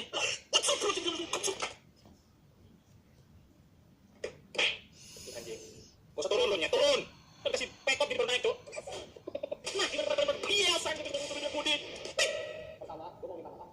Piye kabare, Kang? Kang Jakob, kabarmu piye? Lah mbok nek nonton iki fix subscribe ngono lho. Wis, jadi saiki karepmu piye? Nek wong wis males aja kaken cocot. Wis meneng ae ngomong kok. Wis males cocot nek wong lanang iku wedokan cantik yo nyinyir. Ngomong lanange akeh duite, nek yo males. Lah kowe kerja lho ngono. Kebanyakan kan kita begitu. Tapi ya intinya pada sehat selalu, masih sering teman di selain gua atau juga kenapa masih nonton sekali itu sesuatu hal yang paling sangat gua hargain. Gua sangat respect dengan lo dan kalau ketemu dengan lo pasti gua peluk. Bercanda. Jangan apa kita langsung belajar reaction meme berbaru kali itu, klik like-nya mana? Tombol kalian tembusin di bawah itu, tembusin klik like-nya ada buat subscribe. Klik subscribe. Lu langsung join menjadi sabun people berbest. Mentalnya. Nah, bagaimana mas? Sepertinya aku terjebak nih. Reaksiku harus seperti apa ya guys? Bukan seperti itu. Klik belandaannya maksudnya gitu loh. Amin. Itu dia. Saya bikin konten begini betulan bang. Gak boleh begitu bang, bikin dalam nanti. Wih, momen paman racing Kalimantan Timur tes mesin ketinting netizen Formula 1 ala sungai nih. Si tau paman. Ini paman yang jiwa. Ini. Boleh paman. Respect man. Emang kau paling terbaik man. Gokil. Cumi-cumi sungai. Ini di mana sih? Kalimantan Timur ya, biasanya begini kan di Taiwan loh guys. Namanya juga cewek, jangankan poli yang harus kayak itu cok, diganti sebulan sekali. Dalam keadaan berkendara seperti ini, bagian bodi bawahnya lepas seperti ini pun mereka akan berpuli. Serius? Wah itu kapal terlalu lepas cok. Yang penting bisa jalan nyampe tujuan beli. Anjir segitu dulu. Udah clear. Nama kapnya copot itu gengs. Bisa. Lah cewek lalu masa nggak tahu? Spion itu gunanya untuk melihat pengendara di belakang. Tidak kalau cewek, untuk melihat make up dia masih aman atau enggak. Itu fungsinya. Oli ya udahlah, oli nggak kelihatan, nggak kerasa mungkin. Jadi wajar kalau mereka tuh bisa lewat berbulan ganti oli. Wajar. Body loh. Itu dempak ulo kan, nggak kerasa. Wih, sorry kalau membayarkan uang itu. Wih, bentar bro. Aduh, stop. Sumpah gue kira bini gue guys. Gue kira bini gue. Bini.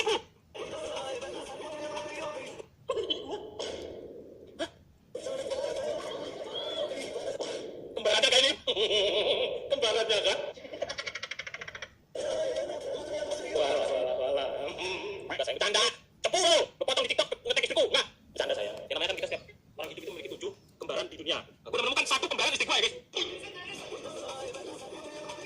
Oke. Enggak usah. Oh, ya udah biar orang lain aja udah. Ya. Dapat kawan baru nah. Woi, santai kawan. Santai. Lagi dunia kawan. Woi, lagi santai kawan. Dapat kawan baru nah. Woi, lagi santai. Kenapa sih pendiam? Gokil nge-play sih kalau itu. Mantap sih yang bisa di gitu. Pakai sini kayaknya guys. Udah pasti pakai sih. Bolanya udah dipegang tutupnya. Masih bisa juga. Gas aja, Pak. Tanda ini dia suara sampai tukang parkirnya. Astagfirullahaladzim, apa itu? Malah kasihan banget tukang parkirnya asli. Kasihan bang, apa kaget bang. Ini aja bang, bayar 2.000 bener-bener mulu. Ini kasih dari banyak teman. Itu 3 tuh. Tuh dengan Dr. Helmi. Padahal gue gak tau Dr. Helmi ngerokok juga tuh bro. Rokok ini legal bro. Dr. Helmi yang 40 tapi.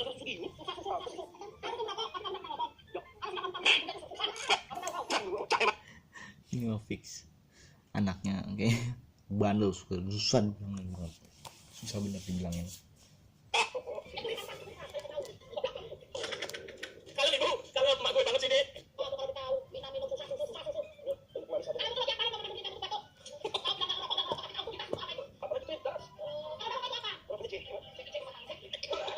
Kamu jadi Chen. Terus apa ya Allah? Dari gini mana cuaca? Cuaca mah.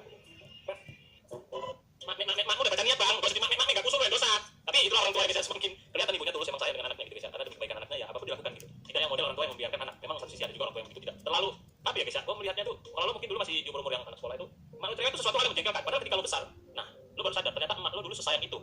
Karena ketika udah besar lo baru ngerasa, waduh, begini loh rasanya tuh hidup bebas tanpa diatur orang tua. Begini rasanya hidup bebas tanpa dikontrol orang tua tuh. Udah nggak enak. Ketika orang tua udah lepas kontrolnya, nah berarti baru disitulah lo merasakan kehidupan yang aslinya lo sendiri. Lo hanya dapat support dan doa, tidak lagi kontrol orang tua. Itu baru lo ngerasain lo rindu banget dengan cewetan emak lo yang dulu. Makanya buat lo sekarang yang masih ada emaknya tuh, secerewet apapun intinya yang harus lo taruh di kepala lo, emak lo sayang banget sama lo. Sabar banget. Ya Allah, jadi tidak ada. Tolong lah SDM rendah itu dibuang jauh-jauh. Jiwa miskin lo, orang yang masih tukang tipu adalah orang yang berjiwa miskin. Percaya sama gua. Percaya sama gua. Lo berjiwa miskin, gak bakal lo kaya kalau lo masih punya tipu. Karena logika aja. Siapa yang mengatur itu semua? Dan uang siapa yang lo dapet? Terus yang kerja itu, ngontrol sistem, software, segala macam, jaringan tiap hari. Gak nyari untung, kira. Duit lo diputar-putar dulu. Lo sikit, jaga sikit, lahir dia banyak, Cok. Ya udah bandar yang paling menang, Cok. Masih ada yang main begitu. Bukan bercanda orang Indonesia nih, guys. Gila, gua mau makan langsung dulu. Ada apinya lagi. Masih doang harus lagi. Kok bisa begitu, Cok? Mantap lo. Itu tes pen ya, guys. Boleh nggak tahu itu tes pen. Ketika tes pen colok dan hidup lampu, berarti area itu ada aliran listriknya. Makanya jangan apa-apa, Bang. Bisa jadi flash lo. Cabut lah. Cabut, Bang. Cabut. Cabut. Cabut coknya. Definisi trauma semua. Kok ada, Cok? Musuh. Kok bisa gitu? Gue pernah lihat itu orang yang masak Indomie, cepat telur, terus langsung ke mulut gitu. Ya gigi sih, kalau jadi emoji. Anjing orang naik gunung, guys. Gila, rame banget naik gunungnya. Ah, gokil sih, segitu banyak yang naik gunung, guys. Aku sudah berjanji bikin kapal setelah dulu lagi. Jamal, gas. Tapi kalau pernah lagi, nanti yang tidak hancur. Nah, punya yang mana? Makanya kalau ngisi rokok jangan yang ilegal, Mal. Beli yang ada gerejengnya, yang legal gitu loh. Mana legal enggak? Kalau nggak dikejar-kejar sama Satpol PP pakai rokok ilegal nggak tuh? Alah, dunia udah hancur. Maaf, Mal. Sekarang ini tuh dunia kami numpang sama maaf ya, tinggal di dunia yang sama, Mal. Kalau bisa pindah ada kami, Mal. Tapi nggak bisa. Kok bisa gitu sih? Serius? Kok bisa gitu? Atapnya kemana sih? Kok gitu sih? Ya dingin banget sih, jauh lebih bagus bisa mandangnya. Kalau hujan kan enak juga kan? Kalau bisa beli ya, guys ya. Nah, itu aja orang kaya ya, guys ya. Gua nggak tahu, semoga aja dia memang nggak ngeliat ada yang jatuh di sana. Tapi kalau kita kan namanya ada orang jatuh pasti berhenti kok nolongin gitu. Tapi mereka nggak sih. Oke, aku bakal HP. Kita beli beneran. Sekarang rokok. Jangan jongkok di atas kloset. Jangan jongkok di toilet. Ya apa salahnya lo, Cok? Emang toilet itu nggak boleh dijongkokin, masa? Rebahan nggak sih? Ya bang, rebahan gini lo bang. Lah isi gini kok nggak boleh dijongkokin? Lo nggak usah dipikir, rebahan bang, rebahan. Rebahin aja udah, mau tidur itu. Masih banyak cara, bang, selain jongkok, kayak yang misalnya. Ya elah, nggak mau keluar dong, masa kita mau. Lagi misalnya aneh, Cok, emang bisa jongkok, nggak boleh dijongkokin. Enak banget, aduh. Apaan itu, guys? Aduh, enak banget itu. Durian, boleh, makan, tak boleh. Ini kita cabutnya, saking ini. Dikasih telur ya. Kita coba di rumah, guys. Gula, apa itu? Oh, duriannya dan jenis itu. Oh, kita di open. Dikasih gula. Oh, gulanya yang keras. Oh iya. Kita durian kembang kempis sama yang But the most important I would like to know is, soon, you become an Indonesian citizen. When you are not productive as a football player, you still become an Indonesian citizen. What will you do? Hopefully the process of naturalization is going well, and I hope you can do whatever you have to do and adapt with Indonesian people, of course, because you will become an Indonesian citizen. My colleague in this room really would like to hear a few words from you, from all of you, to greet and respond to the questions. So are you sure that you can do that later? Yes, of course. Yes, okay, katanya bisa Pak, udah. Kita lanjut dulu pada teman-teman yang lain, mungkin tadi sih. Terima kasih. Assalamualaikum warahmatullahi wabarakatuh. Bismillahirrahmanirrahim. Saya ucapkan selamat datang kepada seluruh jajaran pimpinan Kemenpora, Ketua PSSI yang sudah hadir beserta seluruh jajarannya, yang juga ini insya Allah hari ini akan meminta barangkali pandangan dari Komisi 10 terkait dengan naturalisasi pemain bola yang semoga bisa membuat prestasi bola kita semakin meningkat di masa-masa mendatang, dan terima kasih juga pimpinan sudah memberikan kesempatan kepada kami. Kalau tadi Bang Putra bilang selalu siap mendukung, tentu kita juga ingin mendukung apapun yang menjadi kebijakan PSSI demi berkembangnya sepak bola di Indonesia, tidak hanya yang muda-muda saja, tapi yang juga di atas U17, U19 itu juga memberikan prestasi dan membanggakan bagi Indonesia yang pertama. Tentu kebijakan-kebijakan di lapangan yang lebih paham adalah PSSI. Kebijakan naturalisasi adalah yang paling sering menurut saya untuk kemudian bisa dikombinasikan keterampilan dan kecakapan para pemain Indonesia yang kemudian semoga bisa menjadi tim yang baik dan menghasilkan prestasi. Niatnya tentu seperti itu. Namun demikian,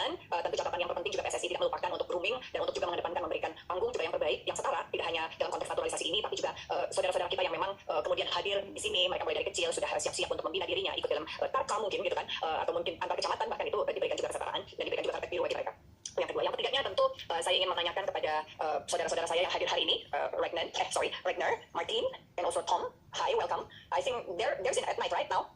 Yes. Okay, so are you in Holland or different city or in different country? I'm in America. Oh, you're in America. Okay then. So at night I think now, right? Yeah, it's Midnight. 10 o'clock at night. Yes. Okay then. So which America you are? In Dallas, Texas. Oh, in Texas. Okay. So Regner, you're in Holland, and also Tom.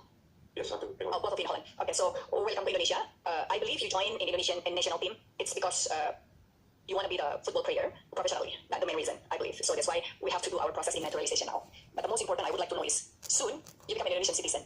When you are not productive as a football player, you still become an Indonesian citizen. What will you do later on? That's the first question. The second question is how you can manage the teamwork with Indonesian football player, other Indonesian football player, to become a good team and achieve the good achievement for Indonesian team. Not only nationally, but of course internationally. That's the second question. Itu saja dari saya, pimpinan. Hopefully the process of naturalization is going well, and I hope you can do whatever you have to do and adapt with Indonesian people, of course, because you will become an Indonesian citizen who should obey and have an obligation to be a good citizen in Indonesia. Thank you so much. Selamat malam. Good night. Terima kasih. Selamat malam. Desi. So Regner, Tom, and Martin, later on we would like to give each of you a chance to say a few words, but we are waiting for all comments and questions from the members. Okay? Ya, kita terusin dulu ya teman-teman, nanti dijawabnya setelah semuanya ya sekalian. Ada penerjemahan? Ada penerjemahan, saya kira diundang saja ke sini untuk memberikan ini. Kasihan juga nanti kan wisata apa kita lagi ngerasain mereka kan berdua. Google Translate. Okay, so Regner, Tom, and Martin, I think my colleague in this room really would like to hear a few words from you, from all of you, to greet and respond to the questions. So are you sure that you can do that later? Yes, of course. Yes, oke, katanya bisa Pak, udah ketangkep katanya Desi tadi pertanyaannya dari Kang Dede, dari Pak Putra, dari Wong Tegal juga. Iya, nanti paham nggak nih? Gimana kan buat talking about? Paham nggak nih? Ya kan udah jadi orang Indonesia Pak. Nah, Paham toh deh. di sini, you have to sing song national Anthem. Iya. Ada benar. Di sini jadi kan apa namanya? Iya, oke.